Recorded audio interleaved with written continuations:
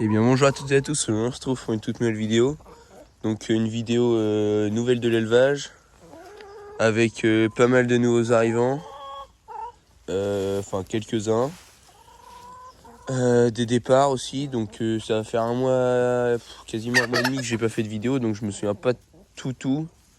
Il y a certains trucs je sais qui viennent d'arriver, donc après si j'en oublie, bah excusez-moi. Donc voilà. Donc on va commencer par ce côté-là. Donc c'est le côté où c'est pas le moins sale, mais du coup en fait pour pas avoir de boue, là ça marche parce qu'il a plu hier. Ça fait 2 jours qu'il pleut, et donc en fait avec l'espèce de litière de feuilles, herbes séchées, paille, tout ça. Il y a même des feuilles de maïs, des pieds de maïs carrément. Donc voilà, avec tout ça, j'ai pas trop de boue. Donc bien sûr, hein, je laisse ce coin-là. Donc celui-là, je le ratisse tous les jours pour leur faire un peu de terre. Parce que sinon, là-bas, il faut qu'ils grattent tout ça, ça leur fait plaisir. Mais là, au moins, ils sont sur de la terre. Donc voilà. Donc ici, c'est l'endroit qui est le plus propre. Donc, voilà, ils sont contents. Donc voilà. Donc dans ce poulailler-là, celui-là, il est vide. Et celui-là, j'ai mis le foin. Donc voilà, pour les lapins. Ça évite d'aller rechercher au grenier. Comme ça, je descends une botte ici. Donc ensuite j'ai tout ça à faire, donc là je suis enfin en vacances, donc tout ça à nettoyer, celui-là à nettoyer et ceux-là en bas à nettoyer, donc ça va me prendre 2 heures, mais même pas, c'est juste j'avais pas trop le temps avec l'école, tout ça. Donc là il y a, donc je vais vous les sortir pour vous les montrer correctement. Il y a le mâle fauve de Bourgogne, donc voilà, donc là ils sont en pleine perte de poils, ça va pas trop se voir, mais donc voilà. Le petit mâle fauve de Bourgogne, donc ils arrivent toujours pas à reproduire, donc là je pense je vais pas essayer. Donc voilà, sinon il va très bien. Il pèse son poids quand même. Voilà, puis bah il est dans sa cage. Elle est assez propre, il y a un petit coin là-bas, elle a été changée il y a une semaine. Ensuite, la femelle, hop, toujours un peu plus maigre. Enfin maigre, moins grosse, logique. Donc voilà. Petite femelle fauve de Bourgogne. Voilà, elle pèse aussi son poids. Là, ils sont en train de se graisser pour l'hiver. Ils font le double du poids qu'ils font. Là. Après, ici, on a la grosse femelle géant des Flandres bleu foncé. Enfin, bleu classique, quoi. Donc voilà, elle aussi, elle est pas mal grosse. C'est la moins grosse des 3 géants des Flandres pour le moment. Donc là, les géants des Flandres, ce que je vais faire, c'est que vu que les fauves de Bourgogne, ils sont arrivés à taille adulte, on va ralentir la bouffe. Je faisais granuler... excusez-moi, granuler 50-50 avec le foin. Bah là on va passer à 25 de granulés, 75 de foin. Et ici on va peut-être passer à 60 de granulés et 40 de foin. Donc voilà, comme ça m'évite. On reste toujours sur la même quantité, mais on augmente pour cela parce qu'il faut qu'ils finissent de grandir. Donc voilà, et là elle est toute propre. Après, le petit mâle est pas mal gros aussi. Hein. Donc voilà, il commence à bien être gros. Donc voilà, il est plutôt pas mal. Faut juste que je mesure les oreilles, mais je crois qu'on n'est pas trop mal non plus. Donc voilà. Donc au niveau des poids pour le moment, donc là ils ont 6 mois et demi je crois, 7 mois bientôt. Donc là on est à 5 et demi et 6 et demi. Je crois la femelle là elle est vraiment grosse. Ouais, celle-là elle est vraiment grosse. Donc voilà, la dernière femelle. Vraiment très belle je trouve. Donc je suis content, il n'y a plus de soucis de gale d'oreille, tout ça. Il y en avait eu pendant un moment, j'avais réussi à les soigner. Donc voilà. Et c'est vraiment ma chouchoute, elle est vraiment grosse. Et elle est vraiment pas mal, j'aime vraiment bien la couleur.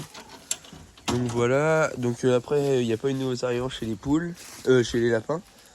Donc voilà, je garde toujours les 5 là, je vais pas augmenter. Voilà. On augmentera quand on fera des petits, c'est tout. On gardera peut-être une femelle en plus, tout ça. Donc au niveau de l'alimentation des poules, donc pareil pour les lapins, ils ont du noisetier parce que là on arrive en hiver, donc je fais consommer toutes les feuilles de noisetier, parce que j'en ai 3 des noisetiers. voire plus. Il y en a des petits. Donc j'en ai 3 gros, donc je donne une branche comme ça pleine de feuilles par jour pour les lapins. Donc là c'était une pour les poules. Et les poules, je leur amène une énorme branche. Voilà, elle est pas.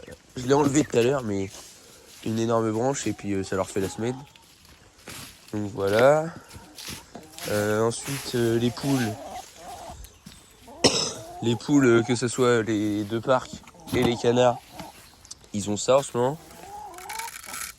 Donc voilà, c'est du vermifuge en granulé. Donc j'ai gardé le sac exprès pour la vidéo. Donc ça fait 2 jours qu'il y est. Donc c'est du vermifuge gibier.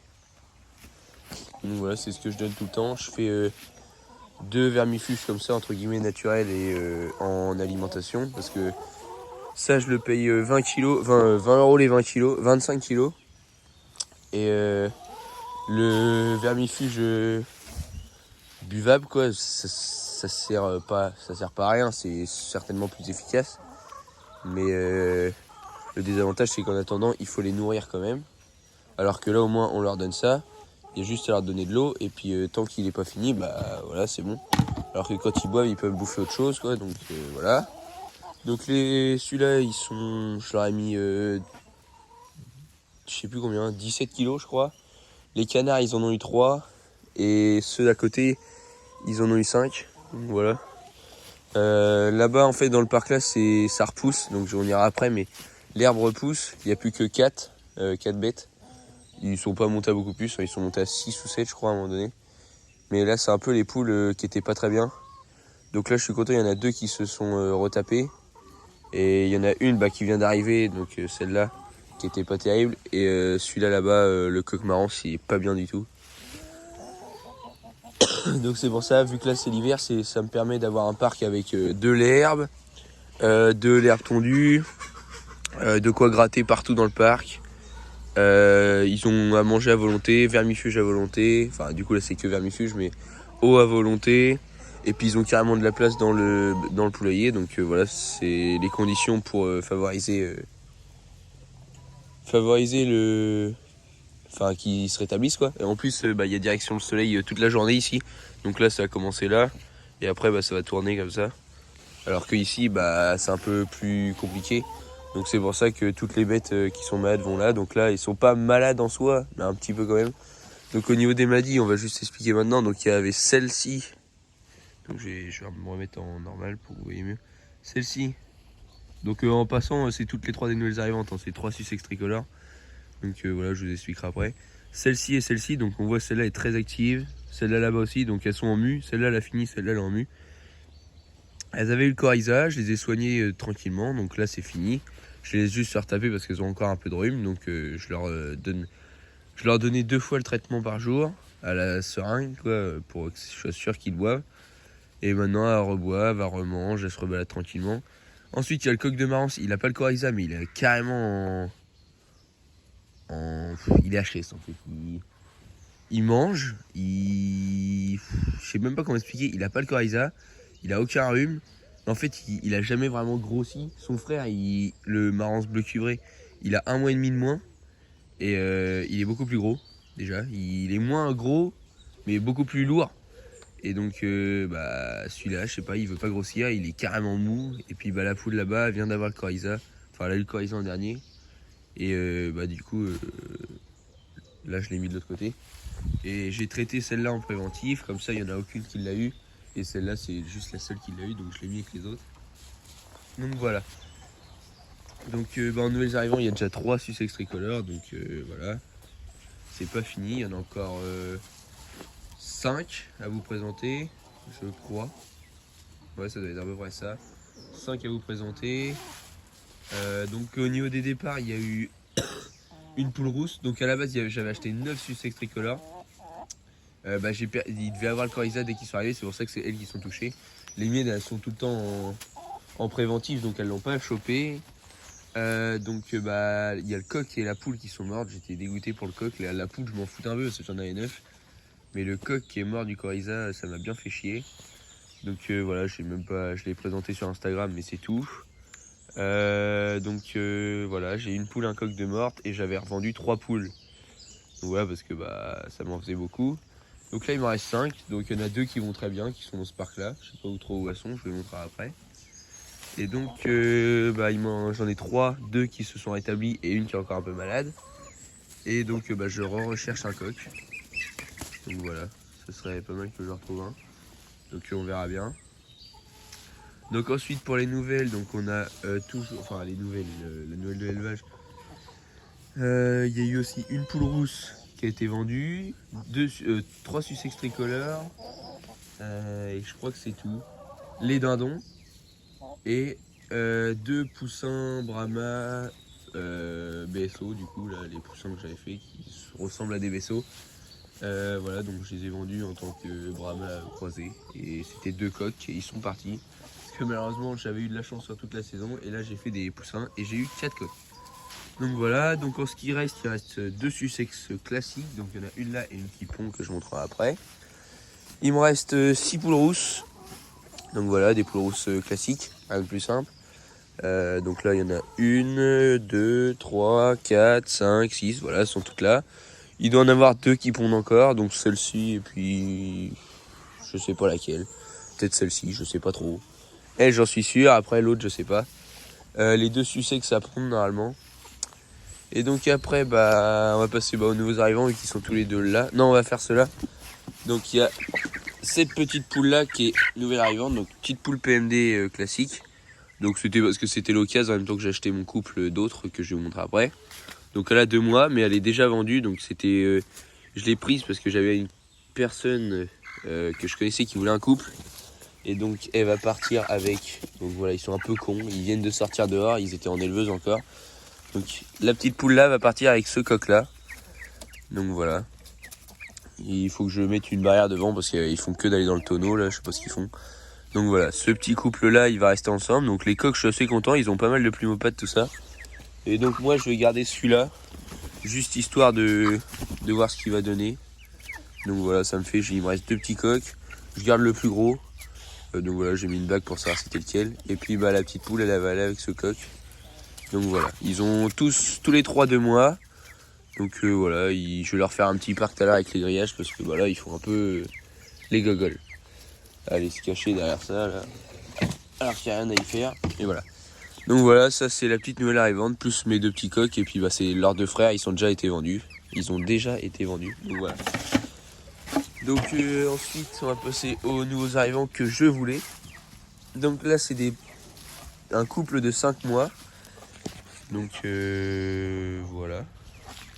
Donc là, c'est un coq PMDB et une poule PMDB, voilà, tout simplement. Donc pour le moment, le coq est pas mal gros, je suis assez content. Par rapport, en fait, c'était parce que c'est assez rare de trouver du PMDB par chez moi. Là, il y avait un couple à pas trop cher, avec la petite poule en plus. Et puis, comment dire, la poule, c'était pas elle qui me plaisait le plus pour le moment, mais le maillage, on verra bien ce que ça donne à taille adulte. Mais sinon, elle est assez grosse pour son âge. Ça va, je trouve. Et puis le coq, il a pas trop de queue pour le moment. Mais il en a imposé déjà un peu plus dès le départ que l'autre. Parce que l'autre, déjà, il est tout petit.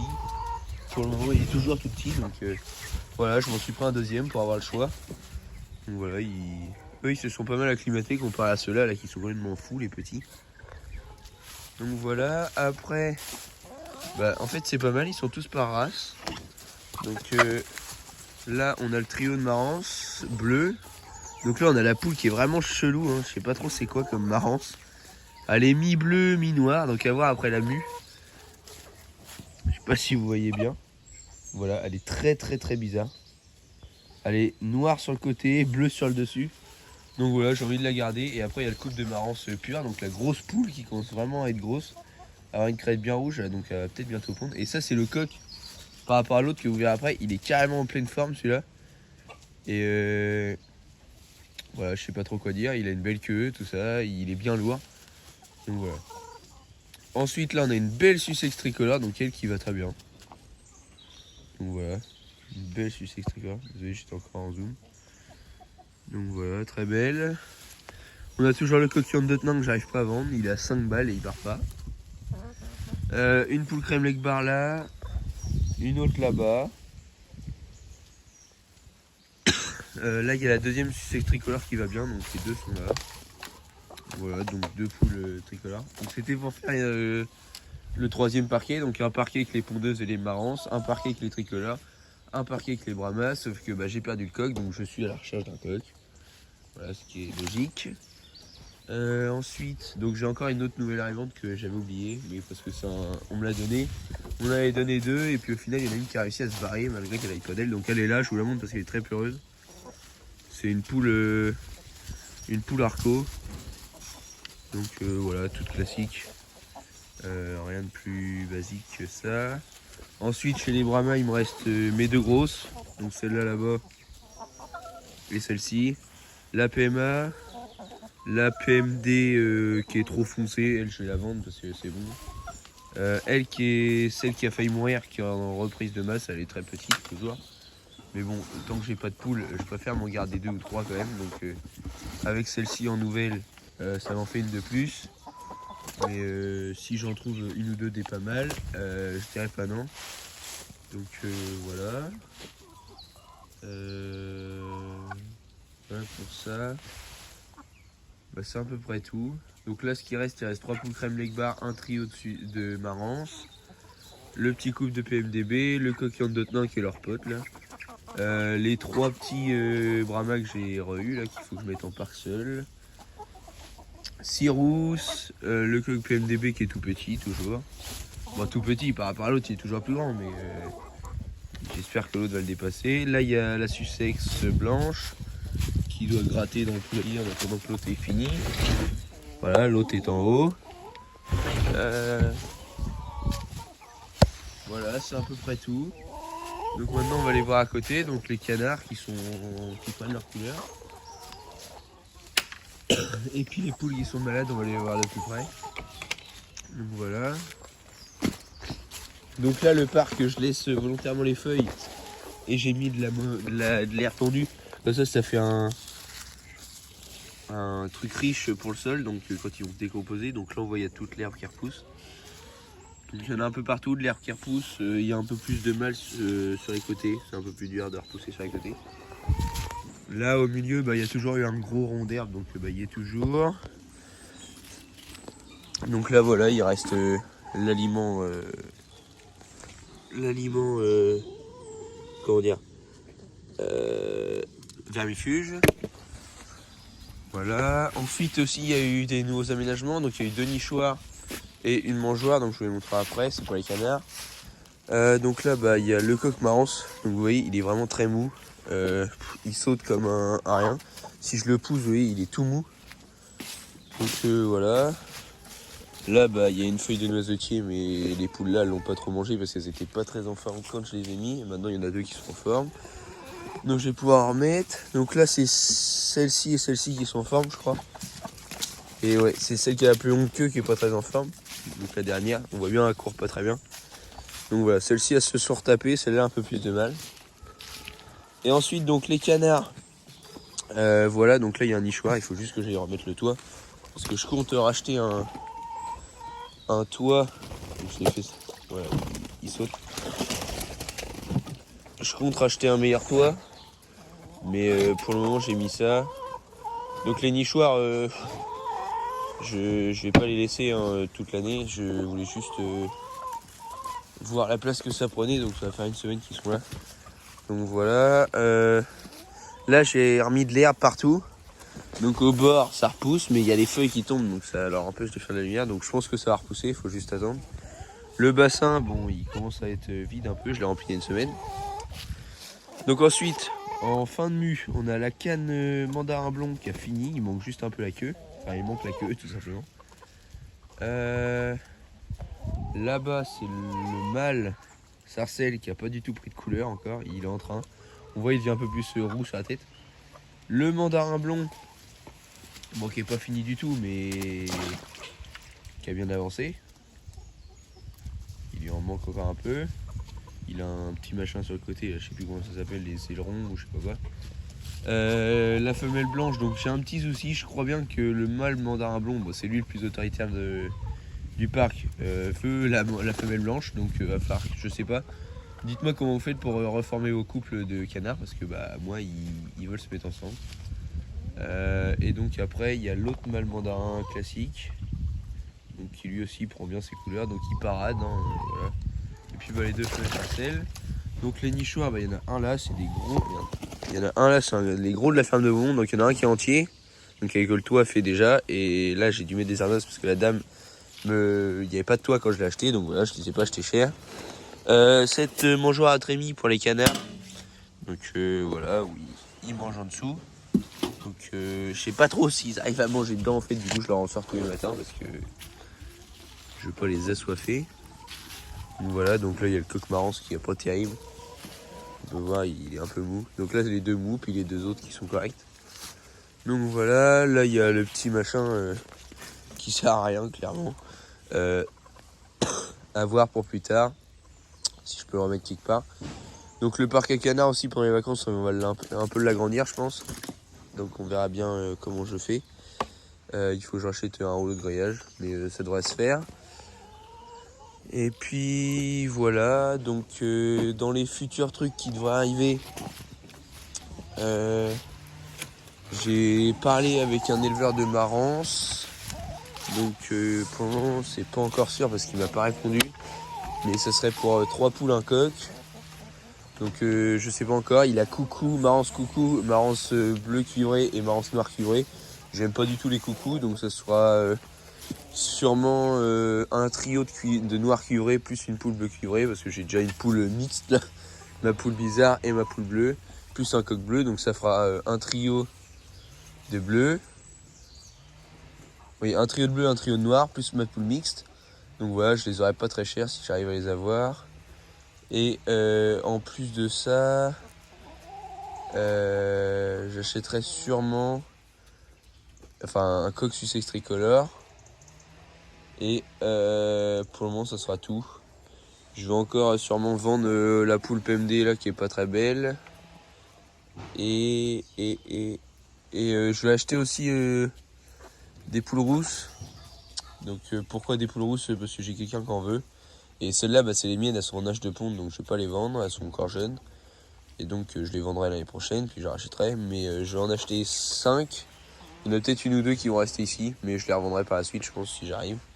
Et puis une personne, je vais lui en acheter parce que il a pas trop. C'est une personne un peu de la ville quoi. Et il veut des poules rousses.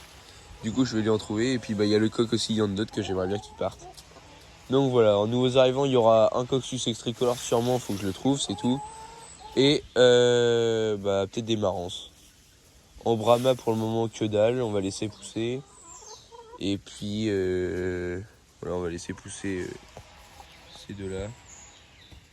Voilà. Et puis après ça sera tout. On verra bien ce que ça donne par la suite. Donc voilà, j'espère que vous avez aimé la vidéo. N'hésitez pas à commenter, à liker et à vous abonner. Je vous dis à la prochaine pour une nouvelle vidéo.